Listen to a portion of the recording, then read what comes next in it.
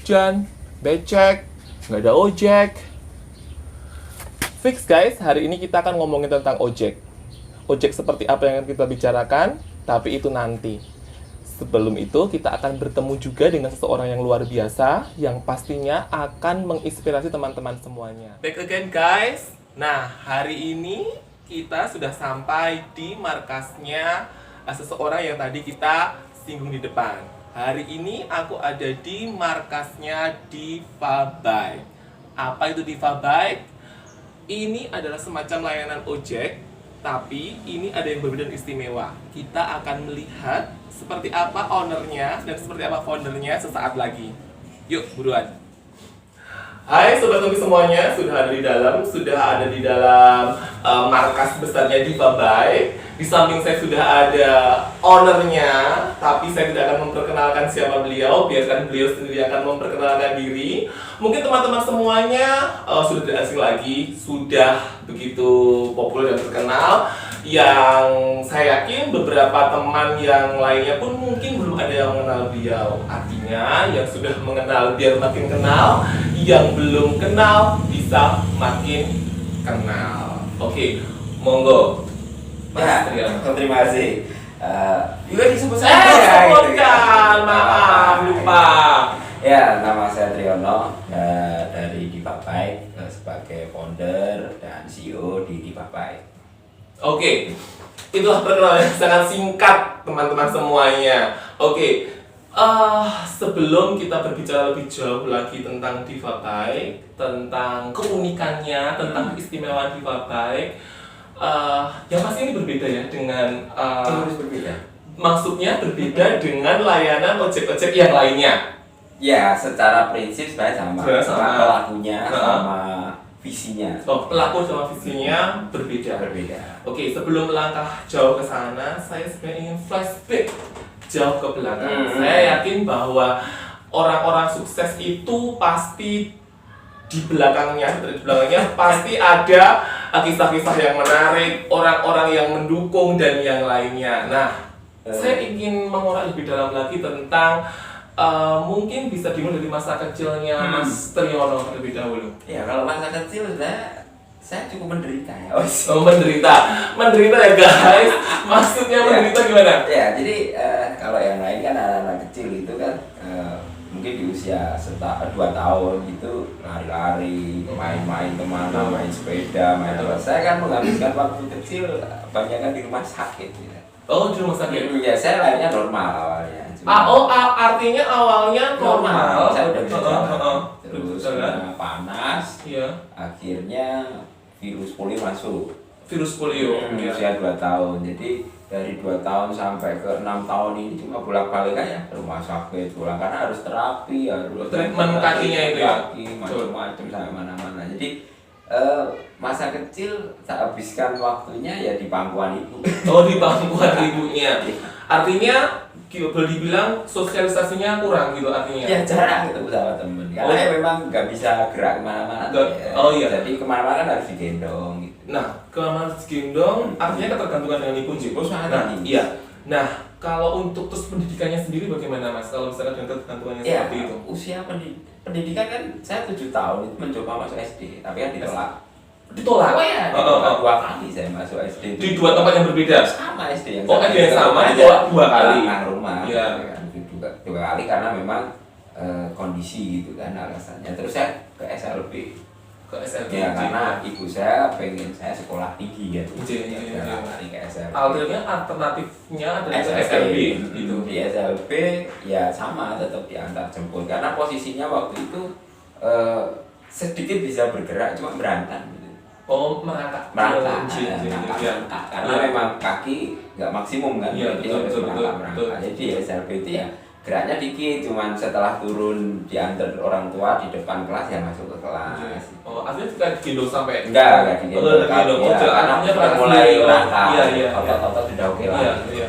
Nah itu sampai jadi agak unik, saya kelihatannya kayak jenius sekali di SLB itu. Wah gitu, paling menonjol gitu dibandingkan dengan yang lainnya. Saya setahun itu 4 kelas kok. Oh, Karena saya sebelum masuk SLB, sebenarnya saya SD kalau diterima saja, saya itu sudah lancar. Wong saya sudah bisa baca kok. Oh gitu. Jadi emang dari 4 tahun itu karena setiap hari sama ibu kan. Oke. Oh di rumah juga Diajari, baca tulis, membaca dari yang lain itu kan ya. Jadi sebenarnya bekalnya itu sudah ada, cuma jadi di SD itu karena kaki aja. Tapi kalau misalkan masuk, saya nggak merepotkan. Saya sudah bisa nulis. Nah di SLB itu juga begitu kelas 1 paling cuma berapa minggu naik kelas 2. Oh gitu. Iya. Maaf, alasannya ketika SD menolak itu memang apa karena kaki gitu? Murni kan, 100% kan. Jadi nggak ada solusi lain. Iya. Sudah, karena ibu saya tahu potensi saya di tingkat akademis akan bagus. Iya. Makanya dilarikan ke SLB itu. Iya. Nah di SLB setahun, berarti kan saya umur 7 tahun ditolak, 8 tahun ditolak, nah 9 tahun ini kan saya ke SLB. Iya. SLB. Jadi 9 tahun ini 1 tahun di SLB akhirnya saya ada tawaran waktu itu operasi kaki. Oh, pas kaki. Jadi kaki saya kan di apa ya ini? Ya dioprak-oprak gitu ya. Ya karena supaya bisa biar dipasang ini kan. Nah, ini usia 9 tahun, saya operasi itu hampir 120 jahitan ya seluruh kaki. Wow, 120 jahitan. Jadi usia 9 tahun saya sudah merasakan sakitnya. Sakit lahir batin ya, ya. Jadi waktu itu kenapa saya tahu karena saya berpikir saya bisa jalan gitu. Biar saya bisa masuk SD. Iya. Ya akhirnya operasi. Jadi dari umur 9 tahun berarti 10 tahun, 10 tahun sampai 11 tahun itu saya menghabiskan waktu di rumah sakit. Setahun ya di rumah. Iya. Akhirnya selesai operasi, saya balik lagi ke SD. Balik lagi ke SD itu tapi nggak kelas 1. Karena saya terakhir kelas 4. Oh, gitu. Jadi ibu saya, sebenarnya saya sudah kelas 4 masuk karena memang ujian waktu kelas 4 masuk. Setelah 1 tahun ini main kamu ranking 1 sama adikmu saja. Adik saya kelas 3. Oh ya, maaf kalau Mas Remo berapa bersaudara? 2 bersaudara. Oke, iya. Karena biar saya bisa dibantu adik saya. Oh iya, kalau saling kemana-mana, support gitu ya. Kan kalau di kelas lain takut dihina temennya, bisa bantu. Ya, jadi sekelas tuh sama adik saya, karena sama adik saya cuma 2 tahun. Iya. Jadi saya istirahat, nah akhirnya sama adik saya. Nah, cuma dari SD saya sampai lulus juara terus. Oh iya. Karena memang saya sudah punya bekal. Betul. SD umum, SMP umum, SMA umum, kuliah saya di 11 Maret. Sebenarnya saya di teknik elektronik dulu, karena memang bakat, ada bakat akademis. Tapi medannya berat, saya pulang, terus masuk lagi UMPTN waktu itu ke 11 Maret. Oke, tadi sempat disinggung tentang dihina-hina. Maksudnya kita kalau zaman sekarang mungkin bullying namanya bullying. Itu seperti apa modelnya? Verbal, non verbal kan atau yang komplit? Kalau cuma verbal kan misalkan pincang raiso. Iya, betul ya. Itu sudah harian. Udah harian. Ada lagi yang lebih menyakitkan tuh, pas saya jalan sama temen, temennya diambil orang tuanya, jangan dekat-dekat Riono gitu. Udah ketularan gitu. Artinya pun bahkan orang tuanya pun juga ikut di situ. Di situ. Dan apa? Nah, saya ya karena mentalnya sudah jadi dari kecil ya. Jadi ya biasa ya. Kan itu tak anggap ya udah kalau nggak boleh main ya pulang. Oke. Nah, yang mental, aku penasarannya mental sudah jadinya itu model family supportnya kayak gimana? Kok sampai Mas Yono masuk dalam keadaan yang difabel seperti ini tapi masih ya wis biasa wae gitu, etok aja gitu kalau Mas Yono bilang. Di asuh ibu ya, jadi kan selalu dimotivasi tuh. Enggak apa-apa, yang penting kowe jadi wong pintar, mongko iso bales gitu. Oh gitu. Kan kowe wong hebat. Jadi saya percaya dengan kata-kata itu. Jadi terbangun gitu jadi masuk ke darah daging, aliran darah itu. Jadi ya wes lah. Jadi saya bekerja keras supaya saya bisa nulis, bisa baca itu. Jadi ternyata itu munculkan ketenangan gitu. Karena secara prestasi saya di atas mereka. Iya betul. Jadi nilai poin sendiri ya. Ketika saya diserang kan dan sampai detik ini pun senjatanya itu saya menerapkan. Saya harus selangkah lebih maju dari yang lain gitu. Ketika saya diserang, pertahanan saya kuat, bahkan saya bisa menyerang balik dalam hitungan menit gitu. Jadi Oke. dari kecil mental saya jadinya di situ. Saya kan nggak boleh main sama saya, alhamdulillah udah pulang gitu. Main sama ibu saya kan sudah biasa main sama ibu saya. Oke, untuk teman-teman di Fabel mungkin yang nonton ini, tuh trik dari Mas Triyono bisa banget dijadikan bekal buat teman-teman. Jadi jangan pernah minder, jangan pernah takut ataupun jadi malah rendah diri gitu ya. Harus tetap semangat gitu ya Mas ya. Iya, jadi nggak ada kan. Bahkan waktu itu saya lebih suka berkompetisi dengan yang normal gitu.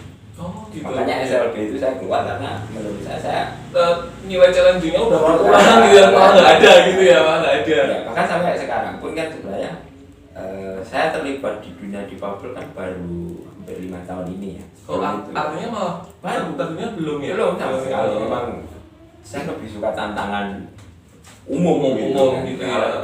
ya. Yang lain kan mungkin takut, wah aku naik jalan sini dikatain begini, minder atau aku nggak pede ketemu kan minder. Oh, enggak ada dalam kampus saya. Ya makan aja, ya jalan aja. Oke. Terus selama pendidikan akhir setelah lulus SD, terus ke SMP, SMA, umum semua. sama itu di sekolah umum semuanya. Apakah masih masuk dalam artian masih tetap diantar sama ibu atau sampai sudah- SMP sampai SMP. Terus kalau ke SMA-nya mandiri. udah mandiri. Naik bus, Naik naik bus. kos. Oke, tapi tetap dengan banyak tantangan, dan iya, tetap sama. bullying dan yang lain itu masih dirasakan. Dan Ya. yang paling menyiksa itu ketika mulai ada rasa cinta ke pasangan. Oh iya, itu. dalam ini aduh, Oh, iya. rasa cinta ke pasangan. Oh iya. Naluriah sekali, wajar sekali. Laki-laki ketemu wanita enggak Ya. tegang kan berarti Oh iya, wah, dipertanyakan itu malahan, dipertanyakan. bisa bermasalah. Oke. Nah, jadi wah itu terjadi di SMA. masa SMA, cinta-cinta masa Cinta-cinta SMA. SMA. Kayak Iya. Wah, nembak gagal ya. Iya. Nembaknya gagal. Alasannya apa? Oh, ternyata kaki. Sama juga. Sudah. Jadi mas kawan ya, jalan lagi gitu. belajar gitu. Jadi tapi itu sakit banget gitu. Karena yang lain itu kan pada boncengan punya pacar. Wah, punya gitu ya. Prestasiku ya jelek-jelek. Ya, Wajahku ya elek ya orang Oh, banget iya, gitu. Bahkan sampai tak turunkan harkat martabatku gitu ya. Dengan menaksir ya gak cantik. jadi menurunkan grade-nya gitu ya, menurunkan standarnya gitu, Jen. Wah, kira lemu. Ya, hasilnya adalah Iya, zong sama lagi. juga. Besok-besoknya lagi berarti nembak sing ayu salah. Nah ini apa ya jenenge? Jadi fakta itu ya. Iya, Jadi iya. pikir waktu itu kan, wah tidak diturunkan kelasnya, Ya, sopong grade-nya dapat dapat. kan minimal kan ruang kosongku isi. Iya. Tapi ya sama. Sama aja. Malah lebih parah. Prinsipnya yang jelek kan memperbaiki keturunan. Betul, iya, Nah, ceritanya. kita remuk. Oke, tadi sampai SMA, terus kalau di kuliahnya berarti mengambil jurusan di Ilmu peternakan. ilmu peternakan. Terus sama Nek itu jangan ditanya kenapa ngambil ilmu peternakan. kenapa? Ya karena saya juga nggak tahu gitu. Wong itu waktu itu saya ambilan pertama saya kedokteran. Oh, pilihannya kedokteran. Terus kosong kan, pilihannya kan harus dua. Harus dua, betul. Harus dua. Pikir-pikir nih, apaan ya teman saya datang gerutuk-gerutuk. Oh. Ilmu peternakan nih. Nek ketemu kedokteran kan lumayan. Yang penting kuliah. Gitu. Kuliah, oh. Jadi saya blank. Tapi tak terpikirkan ini ya, ilmu peternakan ini. Nggak ada. Nggak ada. Tak isilah itu. Kantor gitu celaka. Gitu. Ya, mungkin jalannya itu ya, mungkin jalannya itu. Nah, teman-teman saya malah nggak katut gitu. Oh. Ya lari ke swasta ya, ke Oh. UNJ, ada yang ke Jogja UI Iya, gitu. Wah celaka ya aku gitu. Gue ya gini ya lagi. Sing ojo-ojo ini malah udah banyak kabeh. Wis lah, aku dia baru tahu itu. Nah. Ilmu peternakan kayak gini setelah masuk kuliah itu. Oke.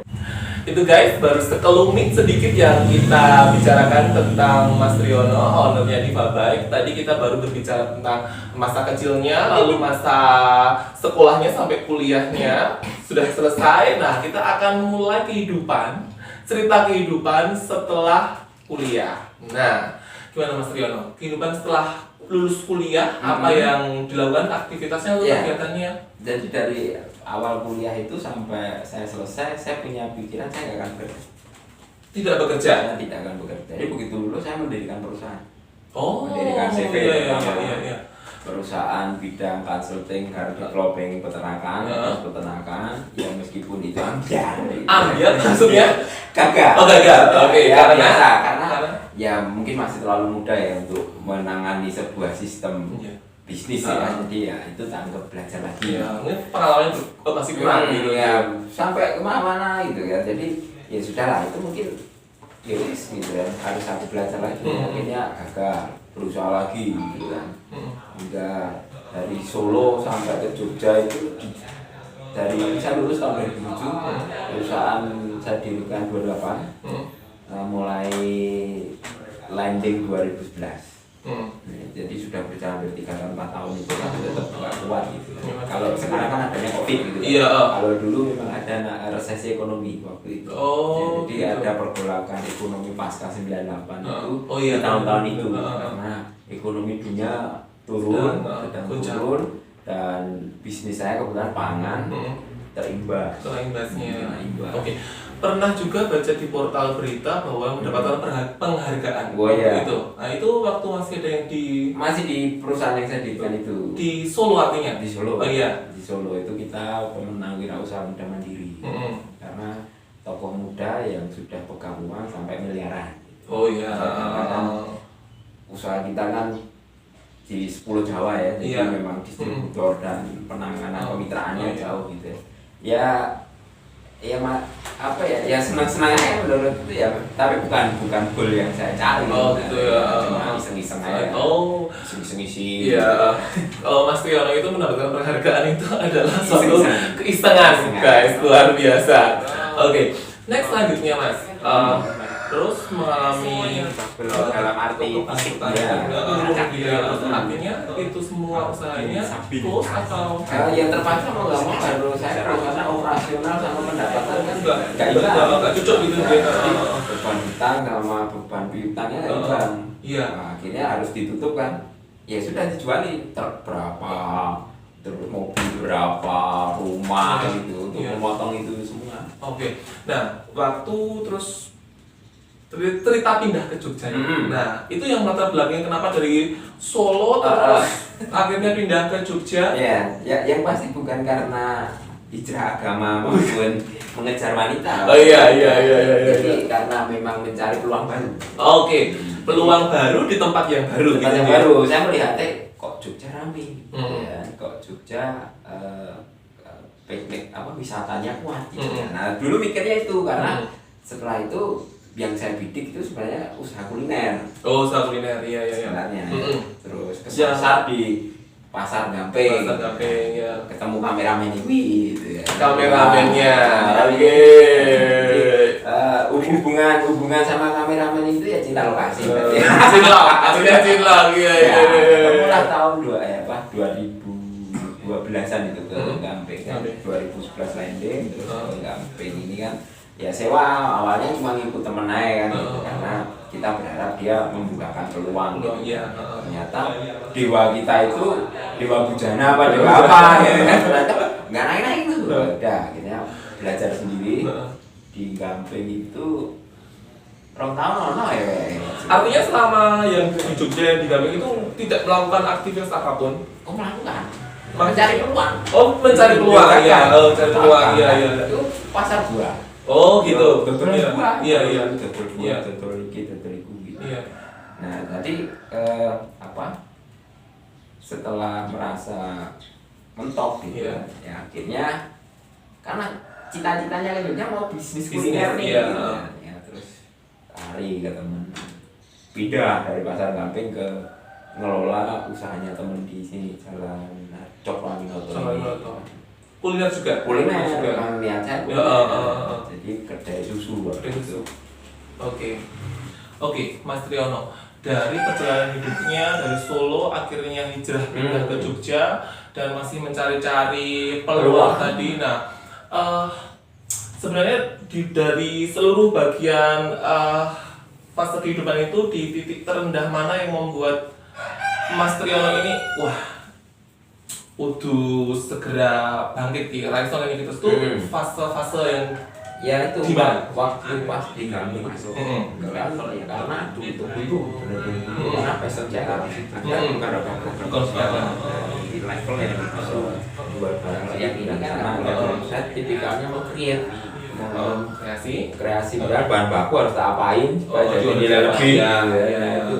Jadi di titik itu wah saya harus keluar dari zona pasar ini supaya lebih ya ketemu bener ya di titik Ya, dan akhirnya tercetuslah Diva Bike ini. nah setelah saya di kuliner itu Setelah di kuliner, nah, terus? kan nggak sengaja Ya. kebetulan saya pas jalan ke arah Sleman mana itu Kabupaten Sleman komplek kabupaten Ya. itu saya sholat Jumat di situ. Ya. Nah, terus ketemu di Fabel.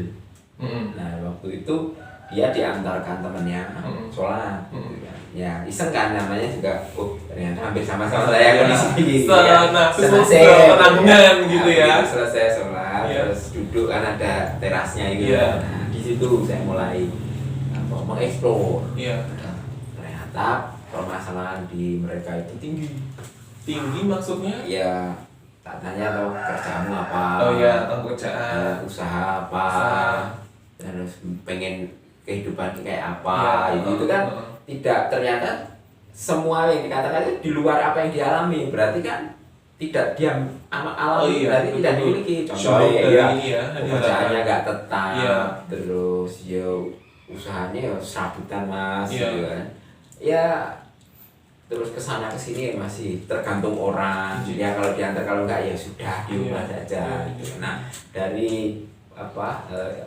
informasi itu kan tak olah gitu. Ya, akhirnya saya lebih mengenal ke organisasi dari situ saya baru mencari organisasi di Fabel itu apa gitu akhirnya baru itu ya bergabung di terus mencari dulu dapat informasi itu kan terus tak cari organisasinya apa yang di Jogja baru ikut dulu mempelajari gitu kan. Nah setelah itu pun saya tahu bahwa permasalahan terbesar mereka itu adalah diskriminasi di transportasi. Oke. Diskriminasi di transportasi. Nah, kalau menurut Mas Triano sendiri, maksudnya sebagai warga negara gitu, sentuhan pemerintah terhadap kaum difabel itu gimana? Maksud kita membandingkannya dari yang zaman dulu mungkin belum ada difabel ini sampai kalau sekarang ini gimana? Pandangannya. Kalau waktu kita mengkreasi dan mencetuskan di Fabel itu jelas kuat masih sangat ngeri diskriminasinya.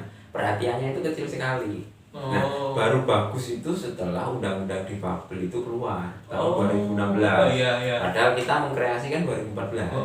2 tahun setelah itu baru perhatiannya bagus. Nah, dengan adanya undang-undang itu akhirnya kan instrumen hukumnya ada. Jelas. Nah, akhirnya mendorong pemerintah mau nggak mau memikirin. Tapi setelah itu meskipun belum maksimum setelah itu. Nah di belakang 2016 ya parah karena nggak ada instrumen hukum. Saya mau ngapain gitu ya suka-suka. Misal di jalan raya nggak ada aturan nggak usah pakai helm atau silahkan pakai helm nggak pakai helm bebas. Gitu ya. Kan mesti orang nggak pakai helm gitu. Betul. Makanya ada undang-undang harus pakai helm gitu. Sama di undang-undang di Fabel itu kenapa harus mikirin di Fabel ya, karena ada undang-undangnya kalau nggak sampai nggak terimplementasi undang-undang itu mereka kena sanksi nah berat urusannya panjang Nah guys masih pengen tahu kan tentang apa sebenarnya itu Diva Bike seperti apa seluk-beluknya. Nah sesaat lagi kita akan mengupas tuntas tentang apa itu Diva Bike.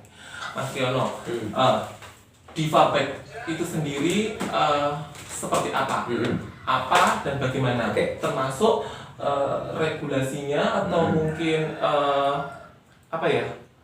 sama nggak dengan kalau sekarang kan ada Gojek atau Grab atau yang lainnya gitu?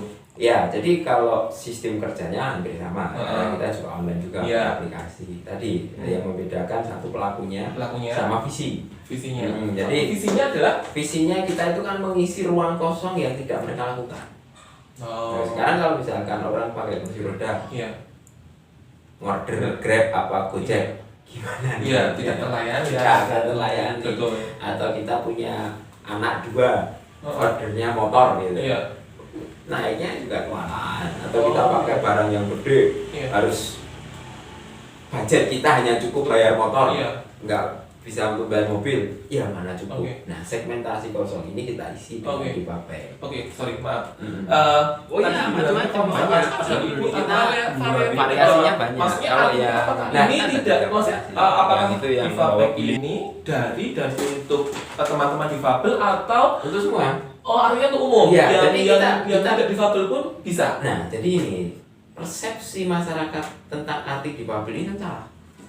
Yang namanya difabel itu satu, orang berkebutuhan khusus. Iya. Yang kedua, orang tua, ibu hamil, Iya. ibu dan anak. Oke. This is a market, this is difabel. Iya. Itulah namanya difabel. Oke. Orang berkebutuhan khusus. Oke. Jadi jangan berarti nantikan difabel hanya sing cacat cikile. Oh. Tangannya anak enggak, Iya. enggak seperti itu. Makanya segmentasi yang mereka lakukan itu kita yang melakukan.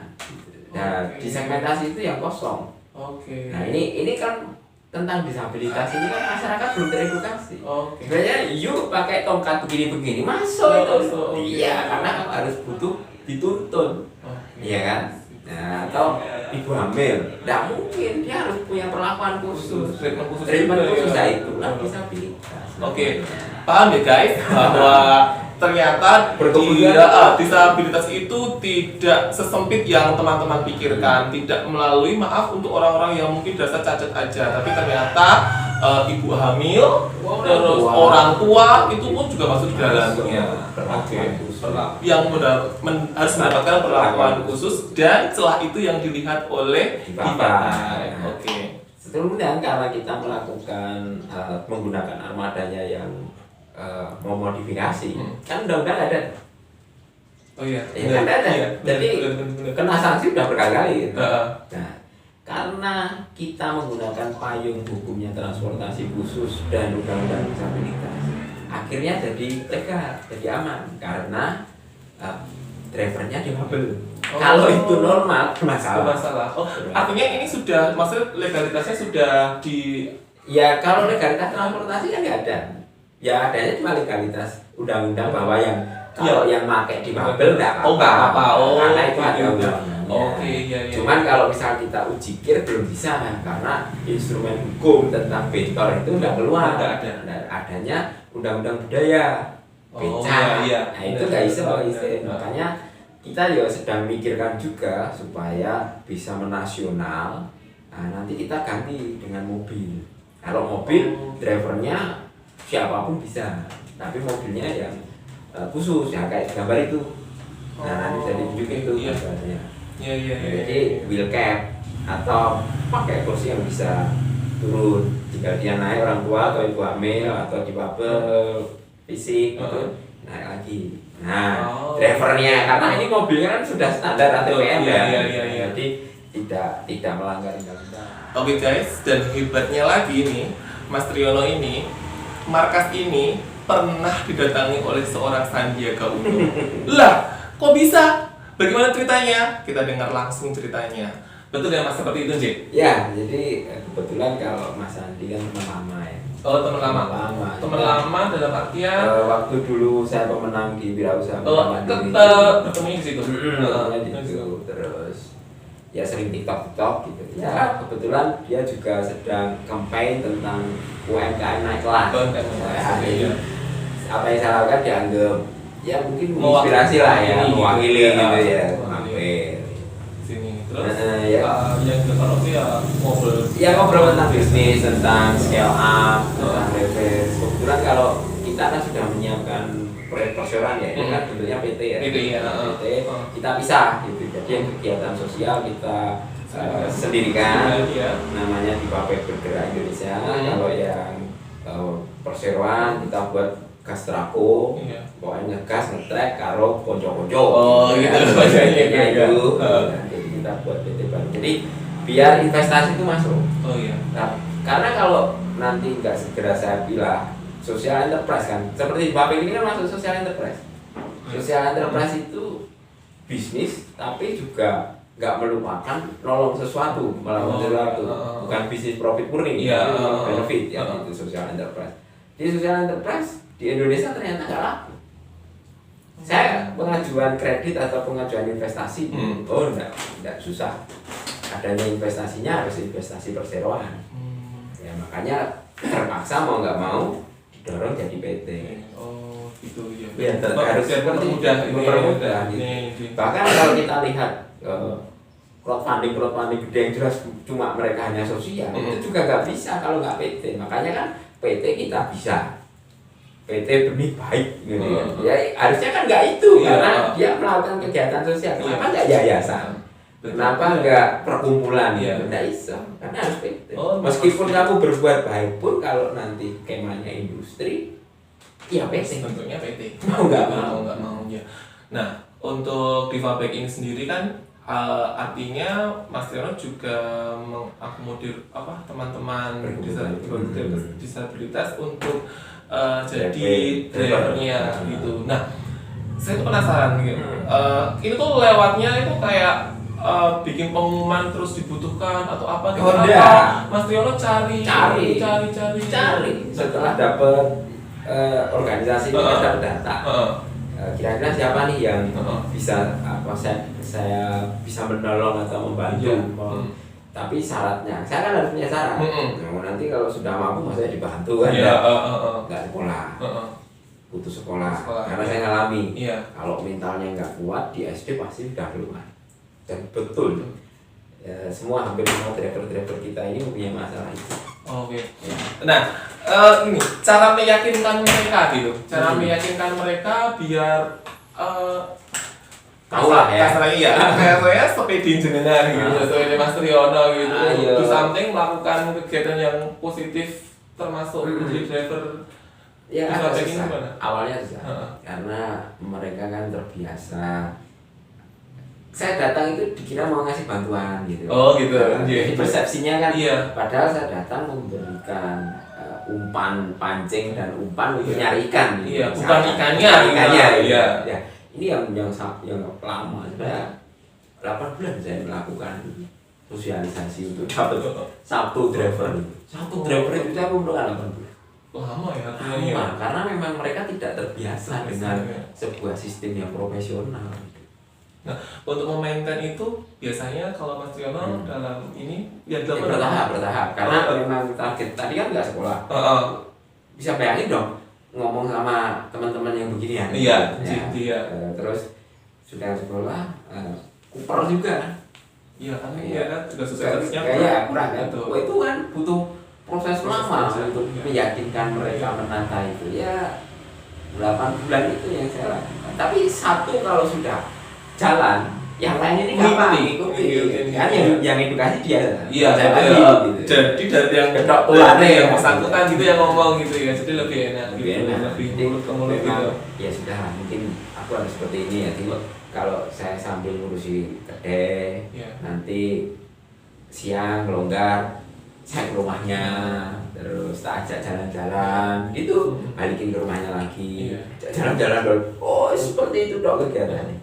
Terus kalau yang untuk desain motor ya saya sendiri. Oh gitu. Ambil dari internet aja. Oh gitu ya. Cari inspirasinya di internet. Tapi ini memang benar-benar aku pernah baca juga ini baru kayak gini tuh adanya cuma ada di Jogja. Di Jogja.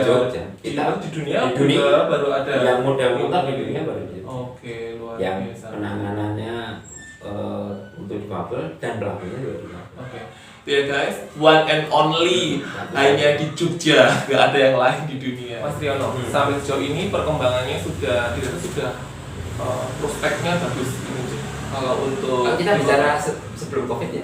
Oh iya, benar ya. Memang kalau COVID ini bicaranya standar normal ya. Oh iya. Jadi, sebelum COVID gitu ya.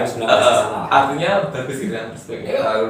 Luar biasa. Nah itu artinya apakah akan berencana untuk membuka Diva Baik di kota-kota yang lain? Ya kita ngevaluasi dulu sih, karena ini kondisi COVID ya. Jadi evaluasi sampai Oktober. Nanti kalau memang oke ya kita lanjutkan di kota-kota yang lain. Kalau kayak recovery dulu. Tapi maksudnya sudah ada tembakan gitu. Kota mana yang sudah?